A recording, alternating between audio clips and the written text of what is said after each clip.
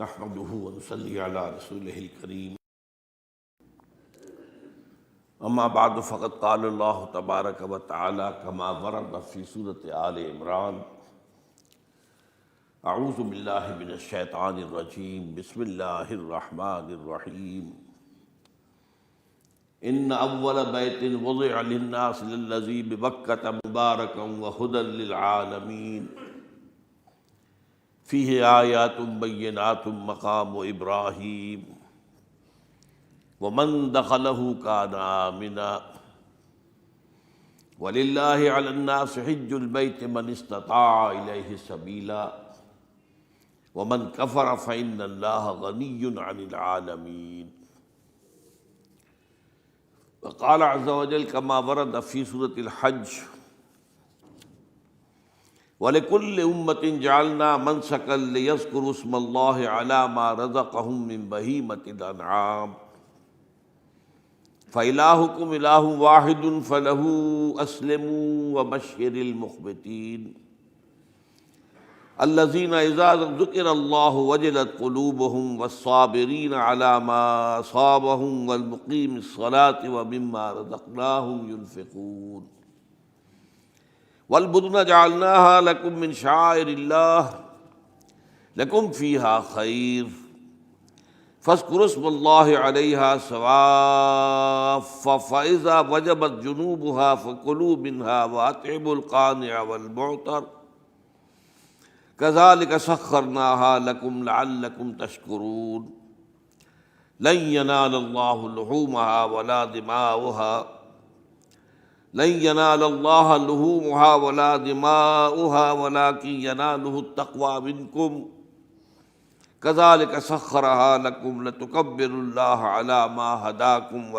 وبشر المحسنين صدق الله العظيم رب اشرح لي صدري ويسر لي امري واحلل عقدة من لساني يفقهوا قولي اللهم ربنا الہمنا رشدنا واعذنا من شرور انفسنا اللهم ارنا الحق حقا وارزقنا اتباعه وارنا الباطل باطلا وارزقنا اجتنابه آمین یا رب العالمین۔ آج ذی الحجہ کی 3 تاریخ ہے، گویا کہ ٹھیک ایک ہفتے کے بعد عید الاضحیٰ آ رہی ہے۔ دیکھیے اسلام میں جو 4 عبادات فرض کی گئی ہیں، جو 4 ارکان ہیں، ایک رکن تو ہے جس کا تعلق ہے عقیدے سے، کلمہ شہادت، اور 4 ارکان وہ ہیں جن کا تعلق عبادات سے، نماز، روزہ، حج اور زکوٰۃ۔ ان میں ایک عجیب قسم کی تقسیم ہے، مثلاً ایک 2 جمع 2 کی تقسیم بنتی ہے۔ 2 عبادات ان میں سے وہ ہیں جو ہر مسلمان پر فرض ہے، امیر ہو غریب ہو، مرد ہو عورت ہو، ہر ایک پر فرض ہے، نماز اور روزہ، یہ دونوں چیزیں ہر ایک پر فرض ہیں۔ لیکن 2 وہ ہیں کہ جو صرف صاحب استطاعت لوگوں پر فرض ہیں، وہ عام نہیں ہیں۔ جو صاحب نصاب ہیں ان پر زکوٰۃ ہے، جو صاحب استطاعت ہیں، حج کرنے کی استطاعت رکھتے ہیں، ان پر حج ہے۔ اس میں 2 جمع 2 کی ایک تقسیم اور آتی ہے، ایک اور اعتبار سے۔ قرآن میں زیادہ ایمفیسس 2 عبادات پر ہے، نماز اور زکوٰۃ۔ اقیموا الصلاۃ وآتوا الزکاۃ، اقیموا الصلاۃ وآتوا الزکاۃ، اقیموا الصلاۃ وآتوا الزکاۃ، یقیمون الصلاۃ ویؤتون الزکاۃ۔ یہ گویا کہ بندھا ہوا ہے ایک جوڑا، جبکہ یہ صورتحال جو ہے روزے کی بھی نہیں ہے اور حج کی بھی نہیں ہے۔ صلاۃ اور زکوٰۃ کا حکم بے شمار مرتبہ قرآن میں آیا، اور روزے کے سارے احکام ایک مقام پر سورہ بقرہ کے 23ویں رکوع کی 6 آیات میں سب کا سب بیان ہوئی۔ باقی تو بعض جگہوں پر اس کا صرف اس اعتبار سے تذکرہ ہے کہ اگر کوئی کفارہ ادا کرنا ہے اس کے لیے اتنے روزے رکھ لو، ورنہ یہ ہے کہ روزے کا اپنی جگہ پر مستقل بذات جو ہے وہ ذکر یا حکم موجود نہیں۔ اس اعتبار سے غور کیجئے، حج کا معاملہ بھی یہی ہے۔ وہ ایک تو یہ کہ سورہ آل عمران میں اس کی فرضیت کا ذکر آیا، وہ میں نے آیات آپ کو پڑھ کر سنائی ہیں، 2 آیات، ان پر ابھی گفتگو کریں گے۔ سورہ بقرہ کے 24ویں اور کچھ 25ویں رکوع میں کچھ اس کے مناسک بیان ہوئے، سورہ حج کے 4تھے رکوع میں اس کے مناسک بیان ہوئے، بس باقی پورے قرآن میں تو اس کا ذکر نہیں۔ تو اس اعتبار سے فرق ہو گیا 2 جمع 2 کا، لیکن یہ جو جن کی اہمیت اس اعتبار سے کم ہو گئی ہے، اللہ تعالیٰ کی عجیب حکمت نظر آئی کہ ہماری جو 2 عیدیں ہیں وہ ان 2 عبادات کے ساتھ منسلک کر دی گئی۔ روزوں کے اختتام پر عید الفطر، حج کے ساتھ عید الاضحیٰ۔ تو گویا کہ ان 2 عبادات کی اہمیت میں اگر کسی درجے میں کوئی کمی محسوس ہوتی ہے قرآن مجید کے بیان کے حوالے سے، تو اس کی تلافی اس سے ہو جاتی ہے کہ عیدین ہماری 2 ہی عیدیں ہیں، 2 ہی تہوار ہیں، اور وہ ان 2 عبادات کے ساتھ جوڑ دیے گئے۔ اب آخری بات سمجھیے، 3 جمع 1 کی بھی ایک تفریق ہے۔ 3 عبادات وہ ہیں جو مؤقت ہیں صرف، یعنی معلق بالزمان، ان کا تعلق وقت کے ساتھ ہے، یہ نہیں ہے کہ کسی خاص جگہ سے متعلق ہے۔ نماز ہر جگہ فرض ہے، ہاں البتہ اس کا وقت آئے گا، اگر سورج جو ہے نصف النہار سے ڈھلکے گا تو ظہر کا وقت ہوگا، اگر کسی وجہ سے اللہ تعالیٰ کی حکمت ہو کہ سورج وہیں کا وہیں کھڑا رہ جائے تو ظہر کا وقت آئے گا ہی نہیں، ظہر فرض ہوگی ہی نہیں۔ مغرب اسی وقت فرض ہوگی جبکہ سورج غروب ہو جائے، اگر کسی وجہ سے سورج غروب نہ ہو، اور کیا پتہ یہ ساری باتیں جو ہے قیامت کا جو زلزلہ آنے والا ہے اس میں یہ ساری ہی باتیں ہونے والی ہیں، سورج مغرب سے طلوع ہوگا یہ تو وضاحت کے ساتھ کہا گیا ہے، تو مغرب کا وقت نہیں آئے گا۔ اسی طریقے سے رمضان کا مہینہ آئے گا تو روزے فرض ہوں گے۔ اس حوالے سے یہ زمانے کا تعلق تو ہے لیکن کسی مکان سے کوئی تعلق نہیں۔ حج وہ ہے جس کے تقریباً تمام مناسک جو ہیں وہ ایک خاص مقام پر ادا ہوتے ہیں۔ آپ سفر کر کے جائیے، مکہ مکرمہ جائیے، اللہ کے گھر کا طواف کیجیے، پھر وہاں سے جو بھی روانگی ہوتی ہے یوم الترویہ 8 ذی الحجہ کو نکلیے اور جا کر منا میں قیام کیجیے 1 رات، پھر 9 کی صبح کو نکلیں عرفات جائیے، عرفات میں شام تک قیام رہے گا، لیکن مغرب کی نماز کے وقت کے بعد وہاں سے نکلیں گے، مغرب وہاں پڑھیں گے نہیں، وہ جا کر مزدلفہ میں پڑھی جائے گی عشاء کے ساتھ ملا کر، چاہے کتنی ہی دیر ہو جائے۔ بہرحال یہ ساری چیزیں ایک خاص مقام کے ساتھ ہیں، منسلک ہیں، ہر جگہ پر یہ ادا نہیں ہو سکتا۔ اب اس میں دیکھیے حکمت نظر آ رہی ہے، چونکہ حج جو ہے ایک خاص جگہ پر ایک خاص مقام سے وابستہ ہے، اس کے ساتھ جو عید الاضحیٰ وابستہ کی گئی ہے، یہ گویا کہ حج ہی کے ایک رکن کو پھیلا دیا گیا ہے۔ قربانی جو مناسک حج میں بڑی اہمیت کی حامل ہے، اسے عام کر دیا گیا۔ تم مدینے مکے تو نہیں پہنچ سکے ہو لیکن یہاں پر قربانی کے اندر تو شریک ہو جاؤ۔ اور بعض مشابہتیں اور بتائی گئی ہیں کہ ذی الحجہ کا چاند طلوع ہو جائے تو اس کے بعد حجامت نہ کراؤ، ناخن نہ کاٹو، وہ جو کچھ بھی آپ کو معلوم ہے احرام کی کچھ پابندیاں ہوتی ہیں، ایک مشابہت کسی درجے میں، ٹھیک ہے ہم وہاں نہیں ہیں لیکن ان کے ساتھ ایک مشابہت پیدا ہو رہی ہے۔ تو قربانی در حقیقت جو ہے عید الاضحیٰ وہ گویا کہ ایکسٹینشن ہے حج کی، کہ تمام عالم اسلام کے اندر جو ہے تمام مسلمان جہاں بھی کہیں ہیں وہ حج کے اس ایک منسک کے اندر شریک ہو جاتے ہیں۔ تو یہ میں نے چند باتیں تمہیداً عرض کی ہیں ان عبادات 4 کے بارے میں، ان کی جو ریلیٹیو حیثیت ہے ہمارے دین میں۔ اب آئیے حج کا معاملہ کیا ہے، وہ پورا ایک خاص علاقے سے متعلق ہے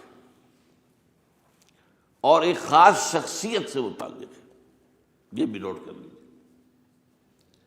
چنانچہ جو آیات میں نے آپ کو سنائی حج کے بارے میں، ان اول بیت وضع للناس للذی ببکۃ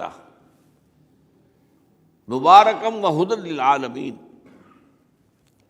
یقیناً پہلا گھر جو بنایا گیا لوگوں کے لیے، یعنی اللہ کی عبادت کے لیے، کہ لوگ وہاں جمع ہوں اللہ کی عبادت کے لیے، وہ ہے جو بکہ میں ہے۔ بکہ اور مکہ یہ ایک ہی لفظ ہے۔ تورات میں بکہ کا لفظ آیا ہے، قرآن مجید میں مکہ۔ یہ تھوڑا فرق جو ہے یہ تلفظ کا ہو جایا کرتا ہے مختلف زبانوں کے اندر۔ جیسا کہ آپ کو معلوم ہوگا کہ آج کل جو عرب کے لوگ ہیں وہ قاف کو گاف پڑھتے ہیں، گل، گم، قم کی بجائے گم، قل کی بجائے گل، اقول لک اقول لک، وہ گاف۔ تو یہ جو ہے فرق ہو جاتا ہے۔ تو بکہ، وادی بکہ، یہ ہے در حقیقت مکہ مکرمہ۔ تو پہلا گھر جو بنایا گیا ہے، اور اس کے بارے میں جو یہ عام طور پر مشہور ہے کہ اس کے معمار حضرت ابراہیم ہیں، یہ بات صحیح نہیں ہے۔ اس کے معمار اول حضرت آدم علیہ السلام خود ہے۔ اول بیت ہے نا، پہلا گھر۔ تو کیا یہ ممکن ہے کہ آدم سے لے کر ابراہیم تک کوئی گھر اللہ کی عبادت کے لیے بنا ہی نہ ہو؟ تو ناممکنات میں سے اولا بیت میں خود دلیل موجود ہے۔ حضرت آدم علیہ السلام نے اس کی تعمیر کی۔ البتہ اس کے بعد بعض سیلابوں کی وجہ سے یہ عمارت گر گئی، اور کچھ جو وہاں پر آبادی بنی تھی وہ بھی ختم ہو گئی۔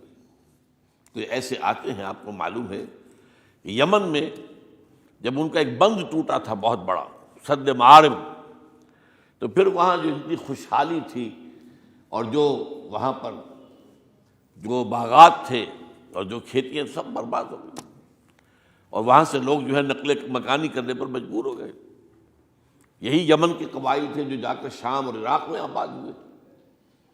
یہی یمن کے دو قبیلے تھے جو مدینے میں آ کر آباد ہوئے، اوس اور خزرج، یہ یمن کے قبیلے تھے۔ تو اس بند کے ٹوٹنے کے بعد اگر خدا نہ خواستہ اگر ہمارا تربیلا ڈیم ٹوٹ جائے کیا ہوگا؟ پچھلے دنوں خبریں آئی ہیں اخبارات میں کہ ہندوستان میں غور ہو رہا ہے اس پر کہ تربیلا ڈیم کو اڑا دو۔ وہ سوچ رہے ہیں پاکستان کو ختم کرنے کی سبیل کیا ہو سکتی ہے؟ تو بڑی سمپل ہے اور بڑا آسان کام ہے۔ بمبارڈمنٹ کر دینا جو ہے ٹھیک ہے، ان کا جہاز آئیں، کچھ کو ہم گرا بھی لیں گے، لیکن کچھ تو آ کر جو ہے وہاں پر وہ اپنے بم جو ہے وہ ہدف کے اوپر گرا جائیں گے، کیا ہوگا؟ یوں سمجھیے کہ جو سونامی کا آیا تھا سیلاب، وہ سونامی کا سیلاب آئے گا پاکستان کے اوپر، اور ہر چیز تباہ و برباد ہو جائے گی۔ کم سے کم یوں سمجھیے کہ تقریباً 100 میل کی چوڑائی میں، اور بھی یہ سب جو ہے ریگستان بن جائے گا، ہر چیز ختم ہو جائے گا، خدا نہ خواستہ۔ تو بہرحال سد معارف کے بعد یہ صورتحال واقع ہوئی تھی۔ تو اس کے بعد سے یہ جو ہے یہ اللہ کا گھر یہ جو ہے گرا ہوا تھا۔ اس کی کوئی اب صرف یہ کہ قواعد رہ گئے تھے۔ قواعد کہتے ہیں جو بنیادیں ہوتی ہیں، وہ پھر اللہ تعالیٰ نے حضرت ابراہیم کو بتائیں کہ یہ ہیں وہ بنیادیں جن پر کہ وہ گھر ہوتا تھا۔ وَإِذْ يَرْفَعُ إِبْرَاهِيمُ الْقَوَاعِدَ مِنَ الْبَيْتِ وَإِسْمَاعِيلُ، ان بنیادوں پر حضرت ابراہیم اور اسماعیل نے مل کر دو معماران حرم نے یہ عمارت جو ہے دوبارہ تعمیر کی ہے۔ تو گویا کہ حضرت ابراہیم علیہ السلام معمار دوم ہے، معمار اول اس کا جو ہے وہ خود حضرت آدم علیہ السلام۔ فیہ آیات بینات مقام ابراہیم، مقام ابراہیم ہے۔ جو بھی وہاں گئے ہیں انہوں نے دیکھا ہے کہ ایک پتھر تھا جس پر کھڑے ہو کر حضرت ابراہیم علیہ السلام تعمیر کر رہے تھے۔ اب آج تو آپ کو معلوم اسکیفولڈنگ لگ جاتی ہے، بانس لگ گئے، یا آج کل تو جو ہے پائپس جو ہے لوہے کے اس سے لگا کر، تو جیسے جیسے عمارت اٹھتی جا رہی ہے اسی طریقے سے اس کے ساتھ جو ہے وہ چل رہے ہیں اور ان کے اوپر کھڑے ہو کر تعمیر ہو رہی ہے۔ تو اس وقت کچھ نہیں تھا۔ تو ایک پتھر ایسا تھا کہ جو خود بخود اٹھتا تھا، پھر اللہ تعالیٰ کے اٹھانے سے، یا یوں کہیے کہ ملائکہ کے اٹھانے سے، اور اسی پر حضرت ابراہیم کھڑے ہو کر وہ پتھروں کے اوپر پتھر رکھتے جا رہے تھے، اور اس کی وجہ سے اس پتھر کے اوپر کتنی دیر کھڑے رہنا ہوا ہوگا حضرت ابراہیم علیہ السلام کا کہ اس پر ان کے پاؤں کے نشان بن گئے۔ وہ ہے مقام ابراہیم، جو آپ نے دیکھا ہوگا کہ وہاں ایک بہت خوبصورت قسم کا ایک پنجرا سا بنا ہوا ہے، اور اس کے اندر وہ مقام ابراہیم ہے۔ اور جب بھی طواف کرتے ہیں تو طواف کے بعد 2 رکعتیں جو ہیں وہ پڑھی جاتی ہیں ابراہیم، مقام ابراہیم کے پیچھے جتنا بھی قریب تر ہو کر پڑھا جا سکے، لیکن بہرحال رخ ادھر ہے۔ تو فی آیات بینات مقام ابراہیم ومن دخلہ کان آمنا۔ تو ایک تو یہ کہ وہ نشانیاں ہیں، وہ اللہ تعالیٰ جن لوگوں کی کہ دل کی آنکھ کھلی ہو، روحانی آنکھیں کھلی ہو، ان کو دکھاتا ہے، اور ایک وہ ہے کہ جو ہماری ان سامنے کی ظاہری آنکھوں کو بھی نظر آتی ہے۔ یہ نوٹ کر لیجئے کہ یہ مقام امن کا گہوارہ رہا ہے۔ عرب میں لوٹ مار، قتل غارت، قتل کے بدلے میں قتل، پھر قتل کے جواب میں قتل چلتا تھا، لیکن اس وقت بدترین دور میں بھی عربوں کا معاملہ یہ تھا کہ کوئی شخص فرض کیجئے کہ وہ کئی مہینے سے اپنے باپ کے قاتل کو ڈھونڈ رہا ہے تاکہ قصاص لے سکے، بدلہ لے سکے، اسے قتل کر سکے، اسے کہیں نظر نہیں آ رہا، اچانک حرم میں نظر آ جاتا ہے، وہاں وہ نقصان نہیں پہنچائے گا اسے۔ یہ امن کا گھر ہے، اللہ تعالیٰ نے اسے امن کی جگہ بنایا ہے، بلد الامین کہا گیا ہے اس کو، امن والا شہر۔ تو یہ جو ہے، یہ تو آج تک بھی اس کی جو برکت ہے وہ نظر آتی ہے۔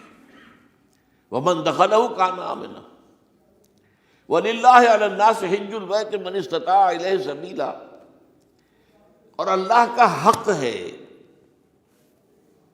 اپنے بندوں پر کہ وہ حج کریں اس کے اس گھر کا، جو کوئی بھی استطاعت رکھتا ہو سفر کی۔ اگر زاد راہ ہے، خرچہ ہے، جانے آنے کے اخراجات مہیا ہیں، اور یہ کہ آپ پیچھے جن کو چھوڑ کر جا رہے ہیں ان کے لیے بھی اتنے وقت کا جو ہے وہ انتظام ہے کھانے پینے کا، گزارے کا، نان نفقے کا، تو آپ پر حج فرض ہو گئے۔ اب اگر اس فرضیت کے بعد کوئی شخص تاخیر کرتا ہے تو وہ بڑے گناہ کے اندر مبتلا ہے۔ جیسے ہی فرضیت ہو جائے، پہلا کام جو ہے، پہلا قرض جو ہے، یوں سمجھیے یہ اللہ کا قرض ہے بندوں پر۔ یہ لام جو آتا ہے، لام اور اعلیٰ، لام کسی کے حق کے لیے، اعلیٰ کسی کے اوپر حق ہونا۔ وَلِلَّهِ عَلَى النَّاسِ حِجُّ الْبَيْتِ مَنِ اسْتَطَاعَ إِلَيْهِ سَبِيلًا، یہ تو اللہ کا حق ہے لوگوں پر، لوگوں کے ذمے، یہ قرض ہے اللہ کا کہ اس کے گھر کا حج کریں، جائیں، طواف کریں، اور جو بھی اس کے مناسک ہیں ادا کریں، اور وہیں پر قربانی کا بھی ہے۔ لِيَشْهَدُوا مَنَافِعَ لَهُمْ وَيَذْكُرُوا اسْمَ اللَّهِ فِي أَيَّامٍ مَّعْلُومَاتٍ عَلَىٰ مَا رَزَقَهُم مِّن بَهِيمَةِ الْأَنْعَامِ فَكُلُوا مِنْهَا وَأَطْعِمُوا الْبَائِسَ الْفَقِيرَ، اسی کے اندر جو ہے مناسک کے اندر قربانی بھی ہے۔ افریقہ میں آپ کو معلوم ہے، شمالی افریقہ میں زیادہ تر لوگ جو ہیں جیسے کہ ہندوستان پاکستان میں ویسے ہیں، لیکن آپ جنوب میں چلتے جائیے تو رنگ گہرا ہوتا چلا جائے گا، انتہائی سیاہ رنگ، وہ بھی ہے، سب آ رہے ہیں، شکلیں جدا ہیں، زبانیں جدا ہیں، لیکن سب کے سب جو ہے ایک ہی نغمہ ان کی زبان پر ہے ایک ہی نغمہ، کہیں واضح کہیں مبہم، وہ ایک ہی مذہب، لبیک اللہم لبیک، لبیک لا شریک لک لبیک، ان الحمد والنعمت لک والملک لا شریک لک۔ اب یہ ترانہ ہے، توحید کا ترانہ ہے، اور گونج رہی ہے اس وقت، آپ اندازہ نہیں کر سکتے کہ وہ پوری سرزمین گونج رہی ہوگی اس ترانے کے ساتھ، کیونکہ تھوڑی تھوڑی دیر کے بعد نئے قافلے داخل ہو رہے ہیں۔ ابھی ایک قافلہ جو ہے اس نے سعی مکمل کی ہے، شامل ہو گیا، بلکہ اس کے دوران ہی ابھی اس کا ختم نہیں ہوا کہ تیسرا قافلہ چلا رہا ہے۔ وہ تو یہاں تو ظاہر بات ہے کہ میں نے چونکہ ایک نقشہ اپنی نگاہوں سے دیکھا ہے، مدینہ منورہ سے اور مکہ مکرمہ جاتے ہوئے رات کے وقت، کہ کہیں جو ہے وہ روشنیوں کی وہ قطار ٹوٹتی ہی نہیں تھی، مسلسل معلوم ہوتا ہے کہ سڑک کے اوپر گاڑی ہے، مسلسل، کہیں اس کے اندر وقفہ ہے ہی نہیں۔ اتنے بڑے پیمانے پر لوگ جمع ہو رہے ہیں۔ زبانیں جدا ہیں، ایک دوسرے کی زبان نہیں سمجھتے، لیکن ایک زبان اور بھی ہوتی ہے جو بغیر بولے سمجھ میں آتی ہے۔ اس سے معلوم ہوتا ہے سب کے لیے محبت ہے، ہمارے بھائی ہیں، تمام مسلمان ہیں۔ بعض کے اندر یہ محبت کا جذبہ زیادہ ہے۔ ترکوں میں انڈو پاکستان کے لوگوں کے لیے بہت محبت ہے۔ اب وہ بات جو نہیں کر سکتے، سمجھا نہیں سکتے، لیکن ان کی آنکھوں سے، ان کے انداز سے وہ محبت ٹپکی پڑتی ہے۔ تو عالمگیریت جو ہے اسلام کی، ہمگیریت، عالمگیریت، آفاقیت، اس کا جو مظہر نظر آتا ہے وہاں تھا۔ پھر یہ کہ ہمارے ہاں کی جتنے بھی فرقہ بندیاں ہیں وہ وہاں ختم ہو جاتی ہیں۔ وہاں اہل حدیث ہیں، حنفی ہیں، مالکی ہیں، شافعی ہیں، حنبلی ہیں۔ یہ کام بھی کیا ہے آ کر انہوں نے آل سعود نہیں، ورنہ اس سے پہلے جو ہے وہ 4 مصلے علیحدہ تھے، وہاں پر 4 جماعتیں علیحدہ ہوتی تھی۔ یہ حنفی مصلی ہے، یہاں پہ حنفی امام ہے وہ پڑھائے گا، یہ شافعی مصلی ہے، شافعی امام ہے وہ نماز پڑھائے گا۔ تو یہ جو ایک تفریق تھی وہاں بھی موجود تھی، انہوں نے ختم کیا۔ ایک امام کے پیچھے جماعت ہوگی، اسی میں حنفی بھی ہیں، مالکی بھی ہیں، شافعی بھی۔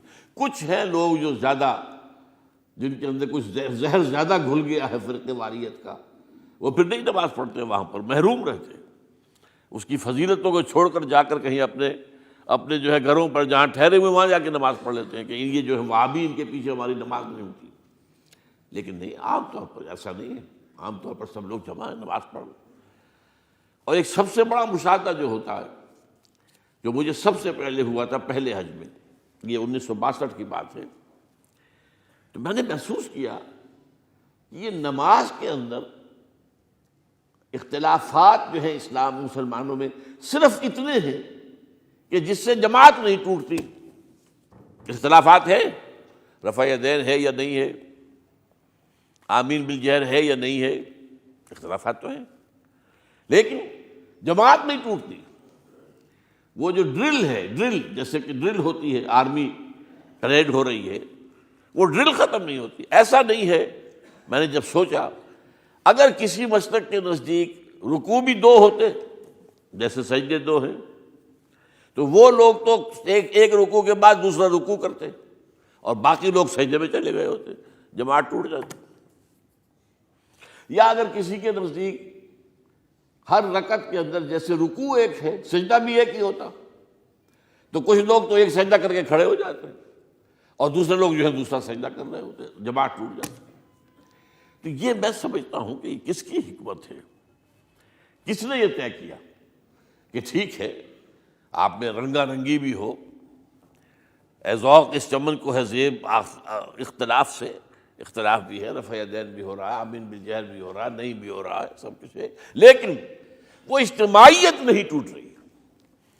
یہ وہ یوں سمجھیے کہ یہ زندہ معجزہ ہے اسلام کا کہ 1400 برس بیت گئے ہیں اور کتنے بڑے علاقے میں یہ اسلام پھیلا ہے، اور یہ کہ مختلف مسالک وجود میں آئے، اس میں کوئی شک نہیں ہے۔ حنفی ایک علاقے کے اندر آپ کو ملیں گے صرف شافعی، ہندوستان کا بھی مغربی ساحل کے صرف شافعی ملیں گے آپ کو۔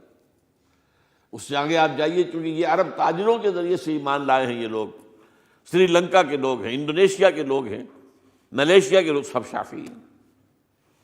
ہندوستان میں چونکہ اوپر سے شمال سے آیا ہے اسلام، یہ ترکوں کے ذریعے سے آیا ہے، اور وہ کٹر حنفی تھے، یہاں حنفیت آئی ہے۔ ترک جو ہے کٹر حنفی، یہ ترکی تو تھے جو آئے تھے۔ یہ کون تھا؟ محمود غزنوی کون تھا؟ سبکتگین کون تھا؟ الپتگین کون تھا؟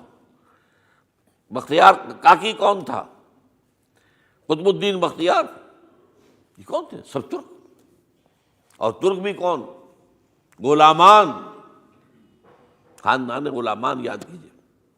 لیکن بہرحال ان کے ذریعے سے جو اسلام ان کے ساتھ آیا ہے وہ خالص حنفی اسلام، کوئی حرج نہیں، وہاں جا کر سب جمع ہو جاتے ہیں ایک وحدت کے اندر۔ تو یہ چند مشاہدات وہاں کے ہوتے ہیں جو ہماری ظاہری آنکھوں کو بھی نظر آ جاتے ہیں، جس کا کہ قلب کے اوپر بڑا گہرا اثر پڑتا ہے۔ اب میں ایک موضوع لے رہا ہوں یہ جو قربانی کا مسئلہ ہے، اس کے بارے میں ایک زمانے میں تو بہت منکرین حدیث کی طرف سے اس کے خلاف بڑی جو ہے ایک مہم چلی تھی کہ ختم کیا جائے اس کو، یہ خام خواہ جو ہے خرچ ہوتا ہے بہت بڑا اور ضائع ہوتا ہے گوشت، اتنے بڑے پیمانے پر گوشت ہوتا ہے کھایا نہیں جاتا۔ اچھا ایک زمانے میں فریج بھی نہیں تھے، یہ بھی نہیں کہ آپ محفوظ کر دیں، گوشت ضائع بھی ہو سکتا تھا، اور بھی چیزیں جو ہے وہ گوشت کی وہ صحیح طور سے استعمال نہیں ہوتی تھی۔ تو اس کے اوپر بڑا پروپیگنڈا منکرین حدیث کا رہا کہ یہ جو ہے قربانی صرف حج کے موقع پر ہے۔ میں اس کی نفی کے لیے آج آپ کو بتا رہا ہوں کہ سورہ حج کے اندر جو 2 رکوع ہیں، ایک چوتھا ایک پانچواں، چوتھے رکوع میں بھی قربانی کا ذکر ہے، پانچویں میں بھی قربانی کا ذکر ہے۔ یہ ایک دم جو ہے ایک جگہ پر جو 2 طرح کی قربانیوں کا ذکر ہو رہا ہے، یہ کیوں ہو رہا ہے؟ چوتھے رکوع میں وہ مناسک حج کے ساتھ اس کا ذکر ہے، وہاں جو فرمایا گیا لِيَشْهَدُوا مَنَافِعَ لَهُمْ وَيَذْكُرُوا اسْمَ اللَّهِ عَلَىٰ مَا رَزَقَهُم مِّن بَهِيمَةِ الْأَنْعَامِ فِي أَيَّامٍ مَّعْلُومَاتٍ عَلَىٰ مَا رَزَقَهُم مِّن بَهِيمَةِ الْأَنْعَامِ فَكُلُوا مِنْهَا وَأَطْعِمُوا الْبَائِسَ الْفَقِيرَ۔ وہاں پہ قربانیاں دو، پھر اللہ کا نام لو، ان جانوروں پر جو اللہ نے تمہیں عطا کیے ہیں، ان جو معین دنوں کے اندر دو، فی ایام معلومات، اور پھر اس میں سے خود بھی کھاؤ، اور جو ہے جو جیسے صدقہ کا گوشت ہوتا ہے وہ نہیں ہے، وہ قربانی کا گوشت ہے، اس میں سے آپ خود بھی کھائیں اور غرباء کو کھلائیں، غریبوں کو دیں، مساکین کو دیں۔ تو یہ پورا حکم آ چکا ہے چوتھے رکوع کے اندر۔ پانچواں رکوع پورا کا پورا جو ہے وہ عید الاضحیٰ پر ہے میرے نزدیک۔ یہی حکمت صوم کے بارے میں ہے کہ وہاں جب ایک حکم تکرار کر کے آیا کہ پہلے فرما دیا گیا فمن کان منکم مریضا او علی سفر فعدۃ من ایام اخر، اگر بیمار ہو کوئی اور یہ یا کہ سفر پر ہو تو وہ تعداد دوسرے دنوں میں پوری کرے۔ پھر کیا وجہ دوبارہ آ رہا ہے؟ شہر رمضان الذی انزل فیہ القرآن ھدی للناس وبینات من الھدی والفرقان فمن شہد منکم الشہر فلیصمہ ومن کان مریضا او علی سفر فعدۃ من ایام اخر۔ کیوں؟ یہ تو ادبی اعتبار سے یہ کلام کا عیب شمار ہوتا ہے، تکرار بلا کسی سبب کے، نہیں سبب کے بغیر نہیں ہے۔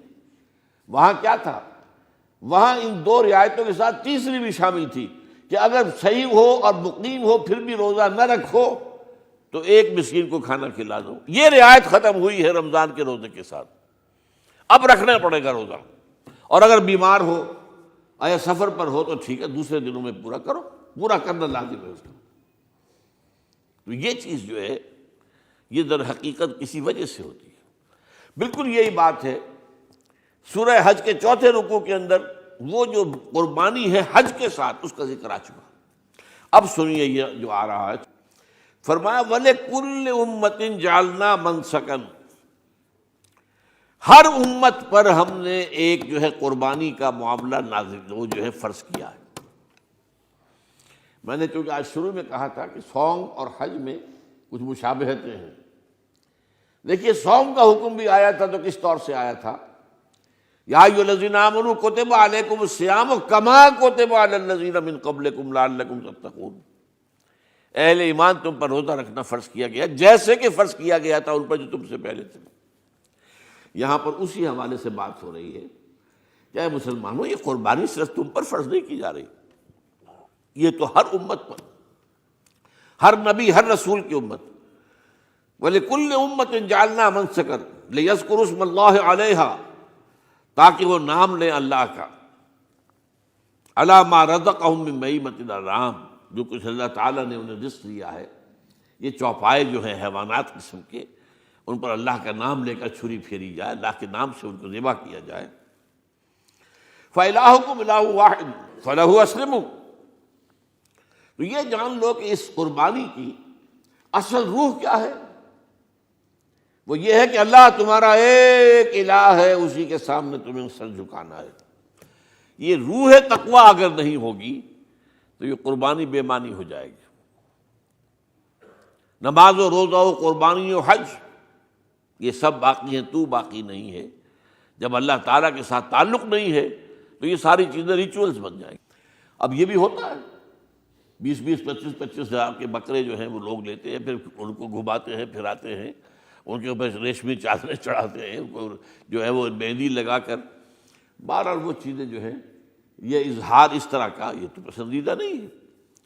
تو یہ تو لوگوں کو دکھانے کی بات ہے اور اپنے پیسے کی جو ہے اپنی دولت کے اظہار کا ایک ذریعہ ہے. لیکن یہ کہ بہرحال قربانی انسان کرے اور یہ کہ اس کے اندر روح جو ہے تقویٰ کی وہ موجود ہوگی. فَإِلَٰهُكُمْ إِلَٰهٌ وَاحِدٌ فَلَهُ أَسْلِمُوا وَبَشِّرِ الْمُخْبِتِينَ. اور اے نبی ان لوگوں کو بشارت دے دیجئے کہ جو اللہ کے سامنے جھکے رہتے ہیں، خشوع اور خضوع کی شکل اختیار کرتے ہیں. الذین اذا ذکر اللہ وجلت قلوبہم، وہ لوگ کہ جب اللہ کا نام لیا جائے تو ان کے دل لرز اٹھتے ہیں. والصابرین علی ما اصابہم، اور صبر کرنے والے جبکہ ان چیزوں پر کہ جو اللہ کی طرف سے ان پر آ گئی ہوں، مصیبتیں کوئی تکالیف. والمقیم الصلاۃ، اور نماز کو قائم کرنے والے. ومما رزقناہم ينفقون، اور جو کچھ ہم نے انہیں دیا ہے اس میں سے خرچ کرنے والے. یہ ایک نظام ہے پورا کا پورا جو اس آیت میں بیان کر دیا گیا. اس کا ایک جز جو ہے وہ یہ بھی ہے وَلِكُلِّ أُمَّةٍ جَعَلْنَا مَنْسَكًا. یہ قربانی کا معاملہ جو ہے یہ بھی ہم نے ہر امت کے اوپر فرض کیا، ہر امت جو ہے اس کے اوپر لازم کیا گیا، اور اے مسلمانوں آج تم پر بھی لازم کیا جا رہا ہے. وَالْبُدْنَ جَعَلْنَاهَا لَكُم مِّن شَعَائِرِ اللَّهِ، اور یہ جو قربانی کے اونٹ ہیں یہ خاص طور پر چونکہ عرب میں تو اونٹ کی قربانی ہوتی تھی، دوسرے جانور تو وہاں کم ہوتے ہیں، اور بہرحال ان کی قیمتی متاع بھی اونٹ ہے. وَالْبُدْنَ جَعَلْنَاهَا لَكُم مِّن شَعَائِرِ اللَّهِ، یہ اللہ تعالیٰ کے شاعر میں سے. یہ اونٹ جو ہے یہ قربانی کا اونٹ ہے، یہ مکے لے جایا جا رہا ہے، یا یہ بکرے اور یہ مینڈے جو ہیں یہ قربانی کے ہیں، یہ وہاں جا رہے ہیں. تو یہ بھی گویا کہ ایک طرح سے اللہ کی نشانیاں بن جاتی ہیں. ان کے حوالے سے اللہ تعالیٰ کا ایک تصور اور اللہ تعالیٰ کے ساتھ ایک ذہنی رشتہ قائم ہوتا ہے.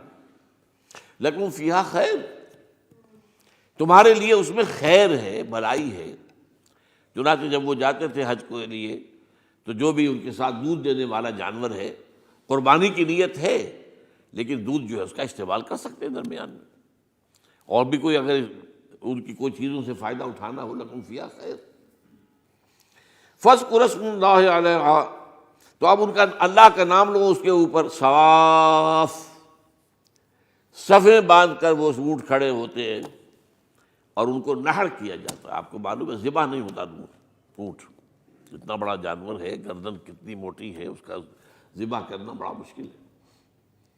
نہر کہتے ہیں اس کو. کھڑا ہے اونٹ اور ایک برچھا، چھوٹا سا برچھا ہے جو اس کے یہاں گردن کے یہ جہاں آ کر دونوں ہنسلیاں ملتی ہیں وہاں پر مارا جاتا ہے. اور یہاں سے جو بہت بڑی وین ہے وہ در حقیقت ایورٹا، وہ جو ہے ختم ہوتا ہے تو وہاں سے خون کا پھر فوارہ آتا ہے. اور اس کے بعد پھر وہ اونٹ کھڑا کھڑا وہ رفتہ رفتہ اس کا جب خون نکل جاتا ہے تو وہ کمزور ہو کر نیچے گر جاتا ہے. یہ نہر ہے. اقول قولی ھذا واستغفر اللہ لی ولکم ولسائر المسلمین والمسلمات.